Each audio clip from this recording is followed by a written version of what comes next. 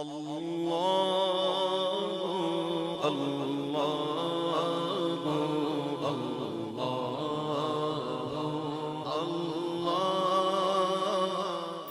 اعوذ باللہ من الشیطان الرجیم بسم اللہ الرحمن الرحیم اذا السماء انفطرت واذا الكواكب انتثرت واذا البحار فجرت صدق اللہ العظیم۔ محبت سے درود پاک پڑھ لیں۔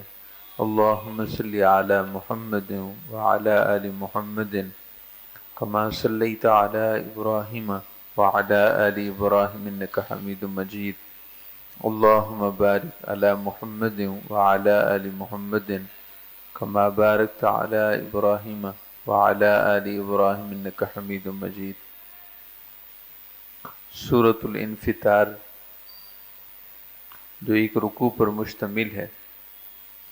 یہ سورہ پاک بھی دیگر مکی صورتوں کی طرح قیامت کے برحق ہونے کا اعلان کر رہی ہے، اور اس سورہ پاک کا مضمون اس سے پچھلی سورۃ التکویر کے مضمون سے تقریباً ملتا جلتا ہے۔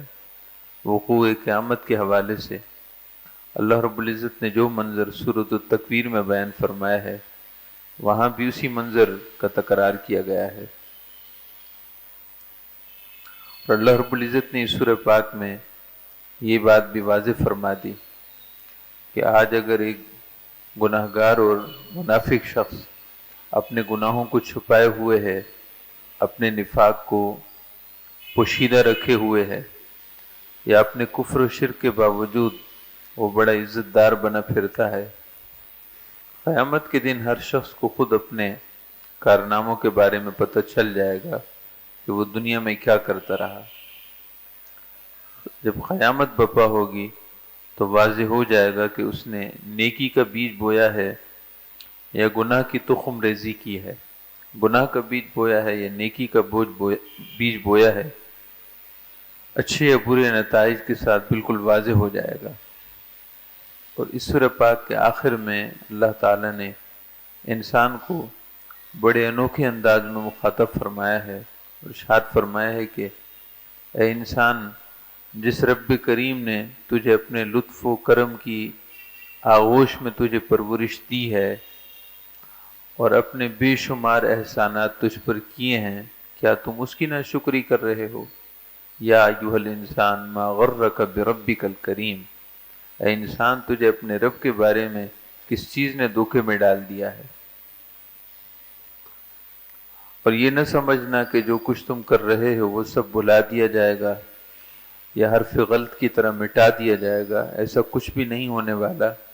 قیامت کے دن باز پرس ہونی ہے اور یقیناً ہونی ہے، اور ہم نے اپنے معتبر فرشتے تم پر مقرر کر دیے ہیں جو تمہاری ہر بات کو لکھ رہے ہیں، تمہارے ہر فعل کو ضبط تحریر میں لا رہے ہیں۔ کوئی جملہ ایسا نہیں ہے کہ جو ریکارڈ میں نہ لائے جائے، تمہارا ہر جملہ، ہر بات، ہر عمل، ہر فعل، یہ سب باقاعدہ لکھا جا رہا ہے۔ اللہ رب العزت کو لکھنے یا لکھوانے کی ہرگز حاجت نہیں، مگر انسان پر بطور حجت پیش کرنے کے لیے اللہ رب العزت نے فرشتے بٹھا دیے ہیں۔ وہ فرشتوں کا کام ہی یہی ہے کہ ہر وقت اس کے اچھے یا برے عمل لکھتے رہنا۔ اب سورہ پاک کا مضمون سماعت کیجئے۔ سورہ انفطار یہ 82 نمبر پر ہے، یعنی 82 نمبر ہے اس کا۔ اللہ تعالیٰ کا ارشاد ہے، بسم اللہ الرحمن الرحیم، اللہ کے مبارک نام سے شروع جو بہت ہی مہربان اور ہمیشہ رحم فرمانے والا ہے۔ ہر سورت سے پہلے تسمیہ یعنی بسم اللہ الرحمن الرحیم ہر سورت کے ساتھ نازل ہوئی ہے۔ قرآن پاک کی باقاعدہ آیت بھی ہے، سورۃ النمل کا حصہ ہے، سورۃ النمل کی آیت کا ایک حصہ بھی ہے، سو قرآن کا حصہ بھی ہے، اور اس کے ساتھ ساتھ ہر سورت کے آغاز میں بھی تسمیہ نازل ہوئی ہے۔ اذا السماء انفطرت، جب آسمان پھٹ جائے گا۔ قیامت کا ذکر شروع ہو رہا ہے، بالکل ویسے ہی جیسے سورۃ التکویر میں اللہ رب العزت کا ارشاد ہوا کہ اذا الشمس کورت واذا النجوم انکدرت، یہاں پر بھی اسی تناظر میں اور اسی طریق سے اللہ پاک کا ارشاد ہے اذا السماء انفطرت، جب آسمان پھٹ جائے گا، وَإِذَا الْكَوَاكِبُ انتثرت، اور جب ستارے اپنی جگہ چھوڑ کر بکھر جائیں گے، وَإِذَا الْبِحَارُ فُجِّرَتْ، اور جب سمندر اپنی جگہ چھوڑ کر بہنے لگیں گے۔ سمندر بھی اگر اپنی جگہ پر ہیں تو اللہ تعالیٰ کی طرف سے ایک حد میں ہیں، حد بندیوں میں ہیں۔ قوانین فطرت اپنی جگہ ہیں، لیکن قوانین فطرت کا مؤسس کون ہے؟ یعنی آسمان سے بادل بنتے ہیں، بخارات سے بادل بنتے ہیں، بادلوں سے بارش برستی ہے، پھر زمین زرخیز ہوتی ہے تو اناج اگتا ہے۔ سبب مسبب کا سلسلہ ناقابل انکار ہے، مگر سمجھنے والی بات یہ ہے کہ ان سب کو بنانے والا کون ہے؟ وہ خالق لم یزل ہے، وہ رب کائنات ہے، جس نے یہ سارا نظام ترتیب دیا ہے۔ تو سمندر اگر اپنی حد میں ہیں تو یہ اللہ کے امر سے ہیں، جیسے ہی اللہ کا امر اس کے برعکس ہوگا تو یہ سمندر روئے زمین پر بہہ پڑیں گے۔ یعنی اگر زمین کے 4 حصے کیے جائیں، 3/4 حصوں پر پانی ہے، 3/4 حصوں پر پانی ہے، 4 حصوں میں سے 3 حصے پر پانی ہے، صرف 1 حصے پر خشکی ہے جہاں انسان رہتے ہیں۔ تو اللہ رب العزت کی شان ہے کہ اس قدر پانی کے ذخائر ہیں لیکن اپنی حد میں ہیں۔ وَإِذَا الْبِحَارُ فُجِّرَتْ، اور جب سمندر بہنے لگیں گے، وَإِذَا الْقُبُورُ بُعْثِرَتْ، اور جب قبریں زیر و زبر کر دی جائیں گی، جب قبروں کو تہوبالا کر دیا جائے گا، یعنی قبر اپنے اندر سے جو کچھ ہوگا وہ نکال باہر پھینکے گی، جیسے کہ سورۃ الزلزال میں اللہ پاک کا ارشاد ہے اذا زلزلت الارض زلزالها، جب زمین خوب لرزنے لگے گی، اخرجت الارض اثقالها، اور جو کچھ زمین میں ہے وہ زمین سب کچھ باہر نکال دے گی۔ وَإِذَا الْقُبُورُ بُعْثِرَتْ، اور جب قبریں تہوبالا کر دی جائیں گی، زیر و زبر کر دی جائیں گی، ان کو اوپر نیچے کر دیا جائے گا، یا اللہ اس وقت کیا ہوگا؟ ارشاد فرمائے کہ سنو، اس وقت علمت نفس ما قدمت وأخرت، اس وقت ہر شخص جان لے گا جو اس نے آگے کے لیے بھیجا تھا اور جو پیچھے چھوڑ آیا۔ اس وقت ہر شخص جان لے گا جو کچھ اس نے آگے بھیجا، جو کچھ اس نے پیچھے چھوڑا۔ اس کا مطلب یہ ہے کہ جو کچھ ہم آگے بھیجتے ہیں اور جو کچھ پیچھے چھوڑتے ہیں اس کی قیامت کے دن اہمیت ظاہر ہونے والی ہے۔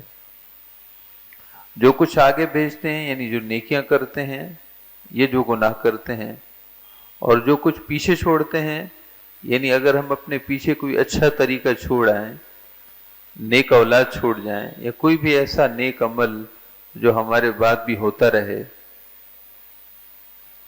یا خدا نہ خواستہ ہم گناہ کا سلسلہ اپنے پیچھے چھوڑ جائیں، جو ہمارے جانے کے بعد گناہ کا یا معصیت کا وہ سلسلہ ہمارے بعد باقی رہے، تو وہ ہے جو ہم پیچھے چھوڑ آئے۔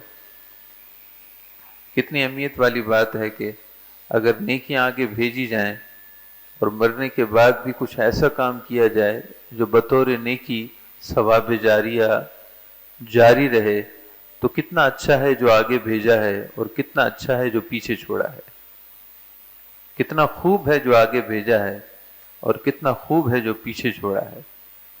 خدا نہ خواستہ اس کے برعکس ہے تو کتنا برا ہے جو آگے بھیجا ہے اور کتنا برا ہے وہ جو پیچھے چھوڑا ہے۔ یعنی انسان کے آخرت کے نتیجے کا سارا دار و مدار اور انحصار ما قدمت اور ما اخرت پر ہے۔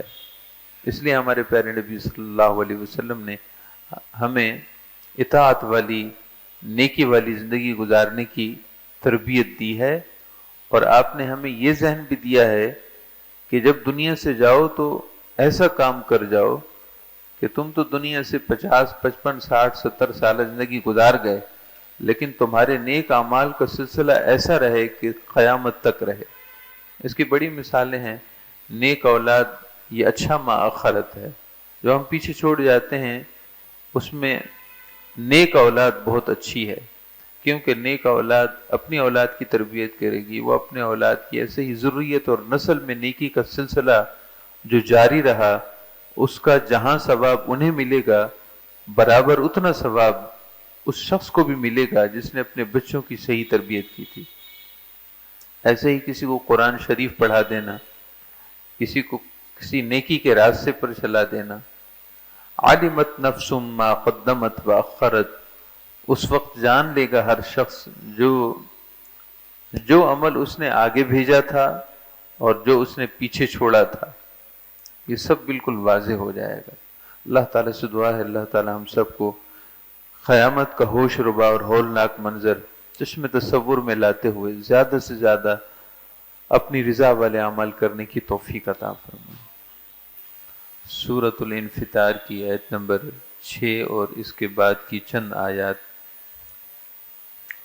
طیبات کا ترجمہ اور تفسیر سماعت فرمائیے۔ ارشاد باری تعالی ہے، یا ایھا الانسان، اے انسان، ما غرک بربک الکریم، تجھے تیرے کریم رب کے بارے میں کس چیز نے دھوکے میں ڈال رکھا ہے۔ یا ایھا الانسان، اے انسان، ما غرک، تجھے کس چیز نے دھوکے میں ڈال رکھا ہے، دھوکے میں مبتلا کر دیا ہے، بربک الکریم، اپنے کریم رب کے بارے میں۔ اگر الانسان سے مراد وہ انسان ہو کہ جس کا ذکر ہو رہا ہے، یعنی قیامت کا انکار کرنے والا انسان، چونکہ پیچھے قیامت کی حقانیت کا ذکر ہے کہ قیامت برحق ہے۔ اگر انسان سے مراد وہ ہے جو قیامت کا انکار کرنے والا ہے، یعنی مشرک، کافر یا پھر منافق، تو مطلب یہ ہوگا کہ اے وہ انسان جو میری نعمتوں کو فراموش کیے ہوئے ہو، میرا خالق ہونا بھول گئے ہو اور میرا کریم ہونا بھول گئے ہو، میں نے تمہیں عدم سے وجود دیا، تمہیں عدم سے وجود دیا، یعنی تم کچھ نہیں تھے، میں نے تمہیں انسانی صورت میں پیدا کیا، تمہارے اعضاء کو متناسب الاعضاء بنایا، تمہیں متناسب الاعضاء پیدا کیا ہے، اور پھر یہ ہے کہ تمہارے جسم میں جو صلاحیتیں ہیں ان کو ایک دوسرے سے جوڑ دیا ہے، تمہاری نفسیاتی اور ذہنی اور جسمانی تمام صلاحیتوں کو ایک دوسرے کے موافق بنا دیا ہے۔ تم یہ سب کچھ بھول گئے ہو، بتاؤ تو صحیح کہ تمہیں اپنے کریم رب کے ان احسانات سے کس نے دھوکے میں ڈال دیا ہے۔ حدیث پاک میں ہے کہ آپ صلی اللہ علیہ وسلم نے جب یہ آیت تلاوت فرمائی تو اس کے بعد فرمائے کہ غرہ الجہل، اور ایک روایت کے لفظ ہیں کہ غرہ جہلہ، یعنی انسان کو اس کی عدم علم نے، اس کی جہالت نے دھوکے میں ڈال دیا ہے۔ ارشاد باری تعالیٰ ہے کہ انسان تجھے کس چیز نے اپنے کریم رب سے دھوکے میں ڈال دیا، تو پھر حضور نے اس آیت کے جواب میں ارشاد فرمائے کہ غرہ الجہل، انسان کو جہالت نے دھوکے میں ڈال دیا ہے، یعنی وہ یہ بھول بھال گیا ہے کہ کوئی اس کا محسن بھی تھا، کوئی اس کا محسن بھی ہے جس نے اسے عدم سے وجود دیا، اور پھر احسانات کی بارش، چھم چھم بارش برستی رہی، برس رہی ہے اور برستی رہے گی۔ ایسے کریم، ایسے مہربان آقا کے احسانات کو اس نے لا علمی اور جہالت میں ڈال دیا ہے، لہذا وہ بھول گیا کہ اس کا کوئی محسن بھی ہے۔ اور اگر اس سے مراد ہر انسان ہو تو پھر ایک صاحب ایمان سے بھی خطاب ہے کہ اپنے کریم رب کی عنایتوں اور مہربانیوں کو تو کیوں بھول جاتا ہے۔ حضرت سیدنا خواجہ ذوالنون مصری رحمۃ اللہ علیہ سے کسی نے پوچھا، سیدنا ابراہیم بن ادہم سے کسی نے پوچھا کہ اگر قیامت کے دن اللہ رب العزت کی بارگاہ میں آپ حاضر ہوں اور اللہ تعالیٰ آپ سے پوچھ لے کہ ما غرک بربک الکریم، اے میرے بندے تجھے مجھ سے کس چیز نے دھوکے میں ڈال دیا تھا، تو میں عرض کروں گا کہ اے اللہ تیری طرف سے چشم پوشی ہی اتنی تھی، تیری طرف سے گناہوں کی مغفرت بخشش اور بار بار مغفرت اتنی تھی کہ ہم تیرے کرم سے اتنے قریب ہو گئے کہ ہم تیرے کرم ہی کو ہمیشہ شامل حال رکھتے رہے۔ تو بہرحال یہ اولیاء اللہ اور صلحاء کی بات ہے کہ باوجود اس کے کہ ساری زندگی انہوں نے اللہ تعالیٰ کی اطاعت میں گزاری، اس کے باوجود اپنے آپ کو اللہ کا ناشکرہ، اللہ تعالیٰ کے ناشکروں کی فہرست میں اپنے آپ کو شمار کر رہے ہیں، ورنہ ساری زندگی ان کی اللہ تعالیٰ کی شکر گزاری میں گزری ہے۔ صحابہ کرام میں سے بعض صحابہ کرام ارشاد فرماتے ہیں کہ اللہ رب العزت فوری پکڑ نہیں فرماتا، اس فوراً نہ پکڑنے کی وجہ سے انسان سمجھتا ہے کہ شاید میرے سارے گناہ ہی معاف ہوتے رہیں گے۔ یہ تو اس کا کرم ہے، اس کی مہربانی ہے کہ وہ فوراً گرفت نہیں فرماتا، بلکہ ڈھیل دیتا ہے، بندے کو مہلت دیتا ہے، سنبھلنے اور سوچنے کی مہلت دیتا ہے۔ تو اللہ رب العزت کا یہ کرم اور لطف و عنایت ہے، سو وہ ایسا کرتا ہے۔ جو احسان کی قدر کرنے والے بندے ہیں وہ اللہ تعالیٰ کی اس مہربانی سے فائدہ اٹھاتے ہیں، اور جو ناشکر اور نافرمان ہیں وہ اللہ تعالیٰ کی اس مہربانی کی وجہ سے شیطان انہیں دھوکے میں ڈال دیتا ہے کہ دیکھو تمہاری پکڑ نہیں ہوگی۔ یا ایھا الانسان ما غرک بربک الکریم، کتنے پیارے انداز میں ہم جیسے غافل انسانوں کو جھنجھوڑا جا رہا ہے، اور کتنے محبت بھرے اسلوب اور طریقے کے ساتھ خواب غفلت کی نیند سے بیدار کیا جا رہا ہے۔ اے انسان، تیرے پروردگار جو تجھ پر کریم ہے، جس کی لطف و عنایت کی آغوش میں تو پل بڑھ کر پروان چڑھا ہے، جس کے انعام و احسان کا دسترخوان ہر دم بچھا ہوا ہے، جس کی رحمت، مہربانیاں، رأفت کے دروازے تیرے لیے کشادہ ہیں، ایسے کریم مالک، کریم آقا سے تجھے کس چیز نے دور کر دیا ہے؟ کون سا ایسا عیار مکار ہے کہ جس نے تجھے ایسے کریم رب سے قربت پانے کے بجائے دوری مبتلا کر دیا ہے؟ اس کریم رب کی بجائے اس کے کہ تو احسان مانتا اور اطاعت کرتا، تو نے اسی کے خلاف معصیت کا بازار گرم کر دیا ہے۔ بس ایک رب کی نہیں مانتا، باقی سب کی مانتا ہے۔ ایسا کیوں ہے؟ احسان کا بدلہ احسان ہونا چاہیے۔ وہ کریم محسن ہے، اس کے اتنے احسانات ہیں، تو کم سے کم تمہیں چاہیے کہ احسان کا بدلہ شکر گزاری سے ادا کرو۔ اللہ اس سے پاک ہے کہ وہ کوئی اس کے احسان کا بدلہ دے سکے۔ احسان کے بدلے کا مطلب یہ ہے کہ اللہ تعالیٰ کے ان احسانات کی قدر کی جائے، اس کی اطاعت کی جائے۔ الذی خلقک، وہ کریم رب جس نے تجھے عدم سے وجود دیا۔ خلقک، تجھے پیدا کیا۔ تخلیق کا مطلب یہ ہوتا ہے کہ ایک چیز نہ ہو اور اس کو وجود دے دینا۔ وہ اللہ جس نے تجھے پیدا کیا، یعنی تو کچھ نہیں تھا اور تجھے وجود انسانی میں پیدا کیا۔ فسواک، اور پھر تیرے اعضاء کو متناسب بنایا۔ ایسا نہیں کہ ایک ہاتھ لمبا ہے اور ایک ہاتھ چھوٹا ہے، یا ایک آنکھ بڑی ہے اور ایک آنکھ چھوٹی ہے۔ یہ ایک مثال ہے، ورنہ سواک کے معنی میں بڑی وسعت ہے۔ فسواک، وہ اللہ جس نے صرف تجھے پیدا ہی نہیں کیا بلکہ تیرے اعضاء کو مناسب بنایا ہے، تیرے قد و قامت کو مناسب بنایا۔ جو تجھے اعضاء ظاہر میں دیے، یہ جسم کے اندر جو اعضاء ہیں سب کے سب متناسب ہیں، سب کے درمیان مناسبت ہے۔ مثال کے طور پر آنکھ کچھ دیکھتی اور دماغ تک کچھ پہنچاتی، دماغ کچھ سوچتا، اور پھر دماغ اگر اعضاء کو کچھ کرنے کا آرڈر دیتا تو اعضاء اپنی مرضی کرتے، تو عجیب سا نظام ہو جاتا۔ جیسا کہ جس کا ذہنی طور پر جو معذور ہو، آپ اس کو دیکھ کر سمجھ سکتے ہیں کہ اللہ رب العزت کی طرف سے صرف دماغ کا تناسب کتنی بڑی نعمت ہے۔ دماغ باقی جسم کے تمام اعضاء کے ساتھ کس طرح متناسب کیا گیا ہے کہ اگر اس میں تھوڑا بہت بھی فرق آ جائے، جیسا کہ ذہنی معذور ہوتے ہیں، تو کیسی عجیب و غریب کیفیت پیدا ہو جاتی ہے۔ اللہ رب العزت نے ہمارے منہ میں لعاب رکھا ہے، لعاب کو اللہ تعالی نے اس انداز میں جسم کے ساتھ متناسب کیا ہے کہ اس سے ہم فائدہ بھی اٹھاتے ہیں اور عجیب و غریب کیفیت بھی نہیں لگتی. اگر تو یہ رال اور یہ تھوک یوں بہتا رہتا عجیب و غریب حالت ہو جاتی. اور یہ تھوک اور یہ رال اگر نہ ہو تو بھی نوالا نہ چبائے جا سکے لکوڈ غذاؤں پر گزارے ہوں. تو جو ہم ٹھوس غذا کھاتے ہیں اس کے چبانے میں لعاب کا بڑا کردار ہے. جن کا لعاب نہیں بنتا ان کا کوئی علاج ہی نہیں ہے، وہ پھر لکوڈ ہی کھاتے رہیں. بہرحال یہ تو چند ایک مثالیں ہیں، اس پر جتنا غور کیا جائے اس قدر اللہ رب العزت کی نعمتوں کے دروازے کھلتے ہیں. ارشاد باری تعالی ہے کہ وہ کریم رب جس نے تجھے پیدا کیا، عدم سے وجود دیا، اور پھر ایسے ہی تجھے جسم نہ دے دیا، فصواک، جسم میں جتنے اعضاء رکھے سب میں تناسب قائم رکھا ہے.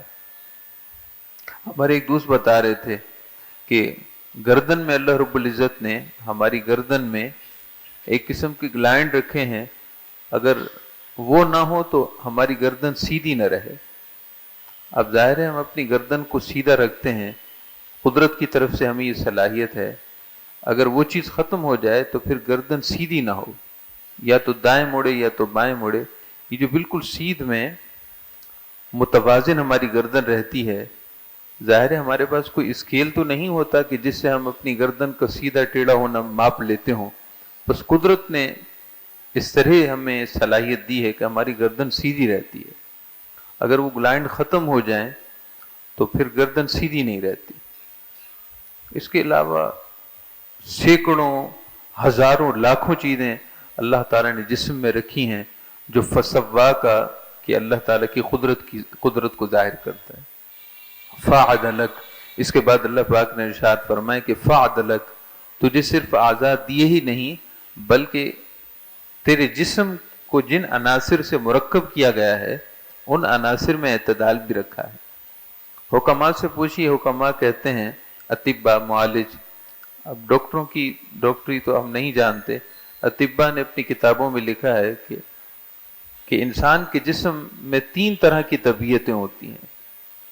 کسی کی طبیعت میں صفرا ہوتی ہے، کسی کی طبیعت بلغمی ہوتی ہے، کسی کی طبیعت میں حدت ہوتی ہے، کسی میں برودت ہوتی ہے. 4 قسم کی طباہیں انسان کی، اور یہ چاروں اللہ رب العزت نے انسان کے جسم میں اس طرح متوازن رکھی ہیں کہ سارا جسم ایک معتدل ترکیب کے ساتھ مرکب ہے.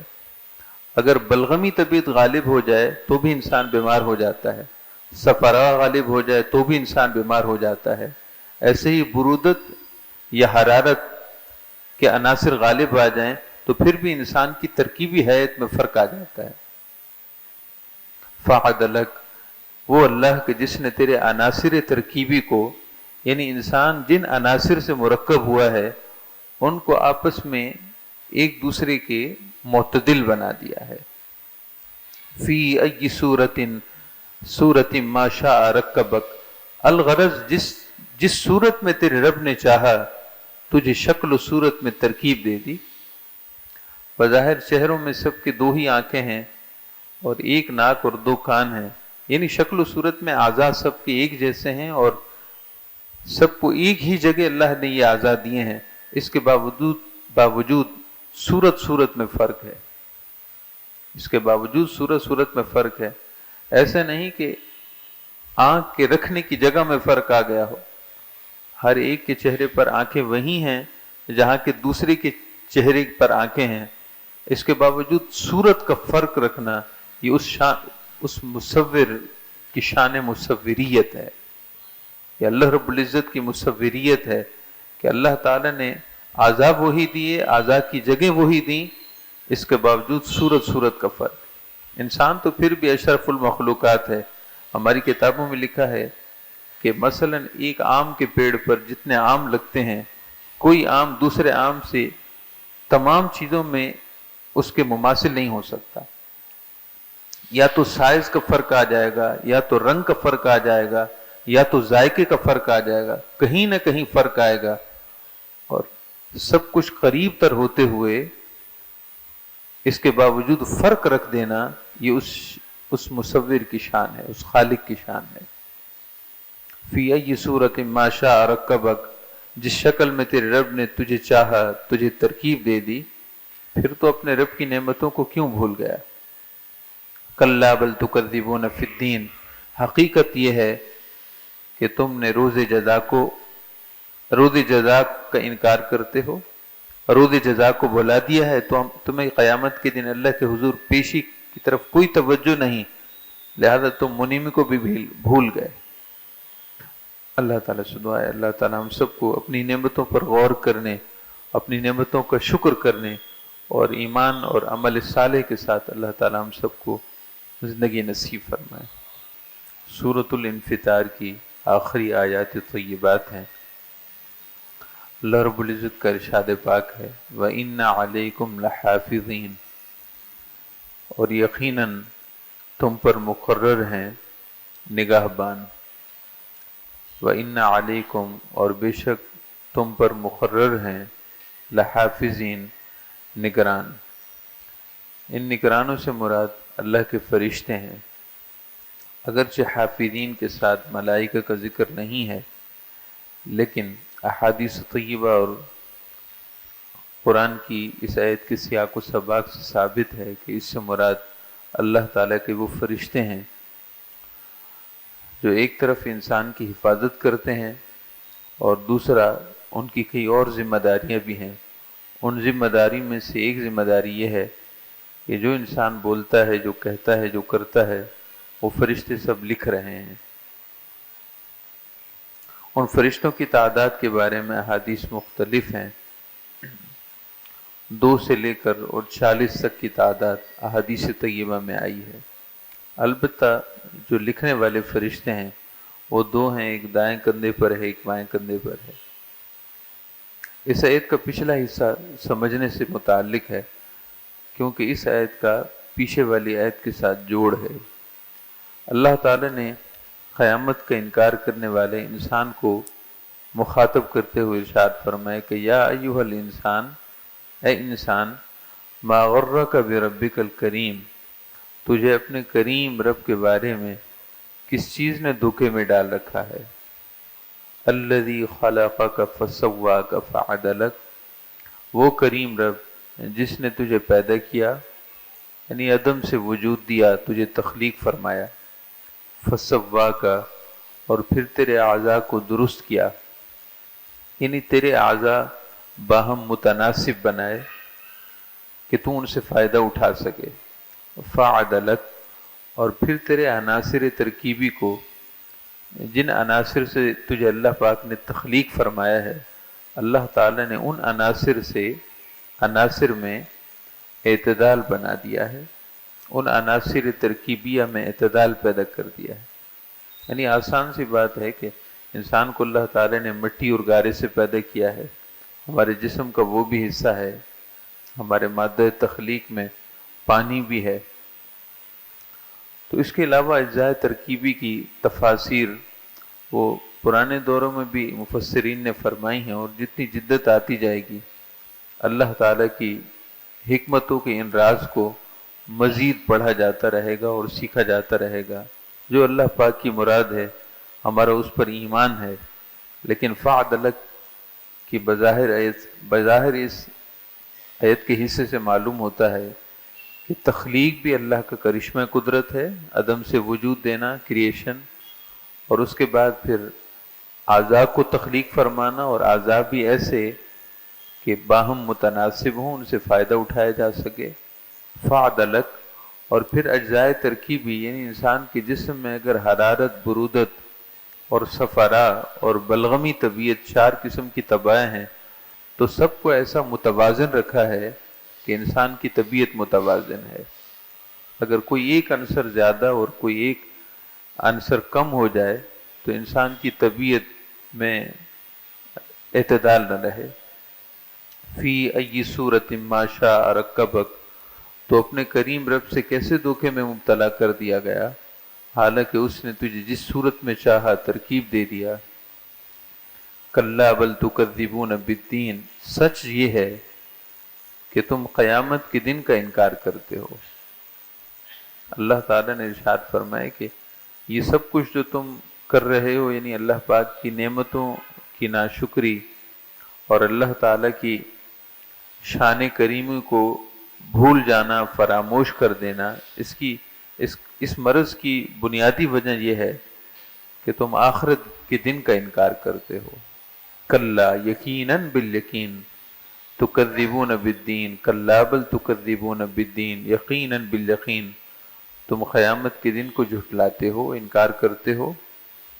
وَإِنَّ عَلَيْكُمْ لَحَافِظِينَ، حالانکہ تم پر نگہبان مقرر ہیں، یعنی یہ آیت اب پچھلی آیت کے ساتھ جڑ گئی، واو حالیہ ہے۔ وَإِنَّ عَلَيْكُمْ لَحَافِظِينَ، حالانکہ تم پر نگہبان مقرر ہیں۔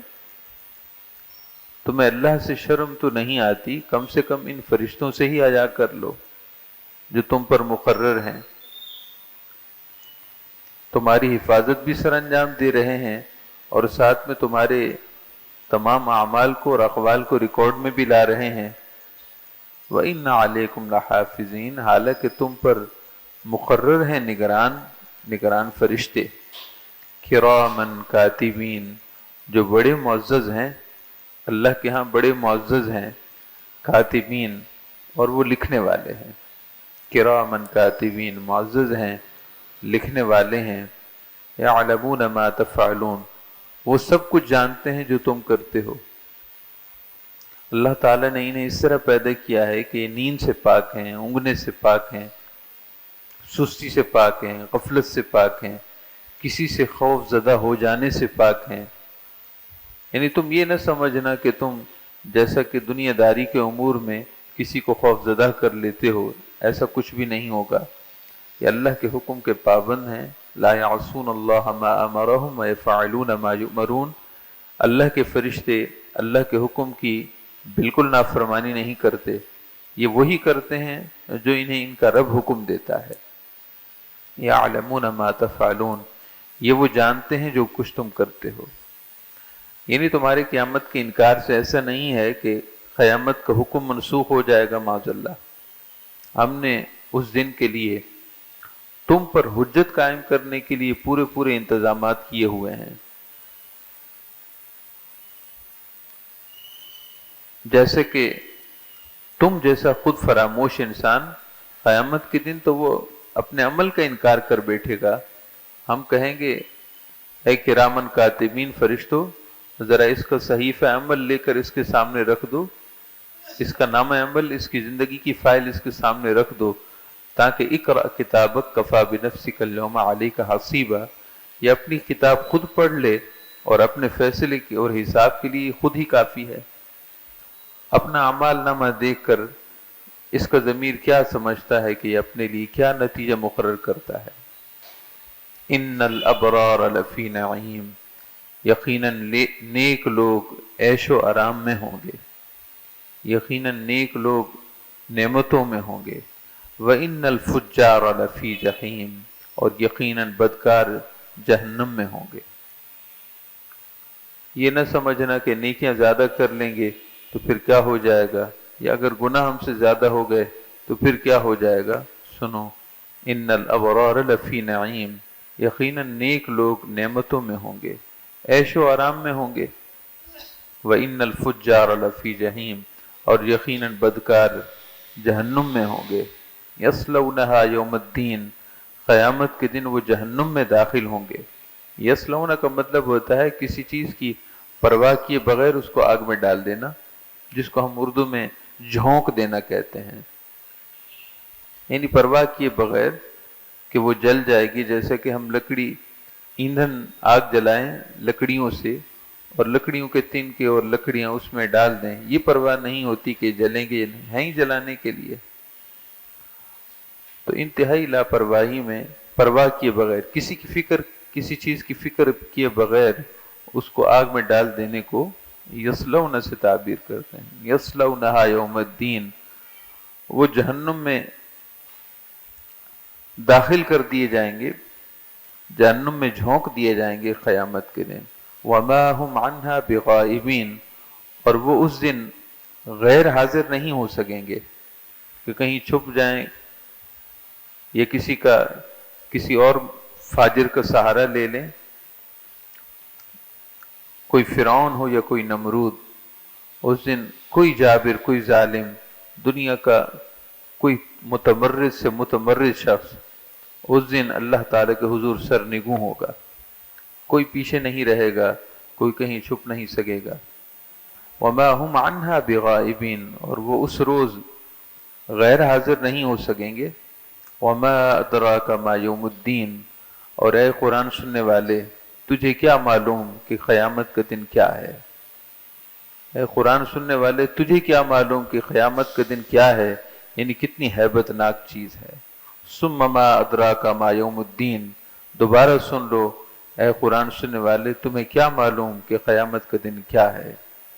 یعنی یہ انداز مبالغے کا انداز ہے، تاکید کا انداز ہے کہ قیامت کی ہیبت کے بارے میں تم جتنا بھی تصور کر لو پھر بھی تم حقیقت تک رسائی نہیں حاصل کر سکتے کہ اس دن کی ہیبت اور اس دن اللہ رب العزت کی طرف سے جلال کی کیا کیفیت ہوگی۔ وما ادراک ما یوم الدین، اور تجھے کیا معلوم کہ روز جزا کیا ہے۔ ثم ما ادراک ما یوم الدین، اور پھر سن لو کہ تمہیں کیا معلوم کہ قیامت کا دن کیا ہے۔ یوم لا تملک نفس لنفس شیئا، یہ وہ دن ہوگا کہ جس دن کسی کے لیے کچھ کرنا اس کے بس میں نہیں ہوگا، کسی کے لیے کچھ کرنا یہ کسی کے بس میں نہیں ہوگا۔ یاد رہے کہ انبیاء، اولیاء اور صلحاء کے بارے میں جو سفارش شفاعت کی حدیثیں ہیں اور قرآنی آیات ہیں وہ اپنی جگہ ہیں۔ یہاں اللہ رب العزت نے اپنی شان بے نیازی کا اظہار فرمایا ہے۔ والامر یومئذ للہ، حکم اس دن اللہ ہی کا ہوگا۔ جنہیں اللہ رب العزت کی طرف سے اذن شفاعت ہوگا وہ شفاعت کریں گے، اور حقیقت یہ ہے کہ اللہ کی طرف سے جن کے لیے اذن شفاعت ہوگا وہ اللہ کے شفیع پیارے بندے انہی کے لیے شفاعت کریں گے۔ جب دنیا میں انہوں نے اللہ کے امر اور حکم کے خلاف نہیں کیا تو قیامت کے دن کیسے کریں گے؟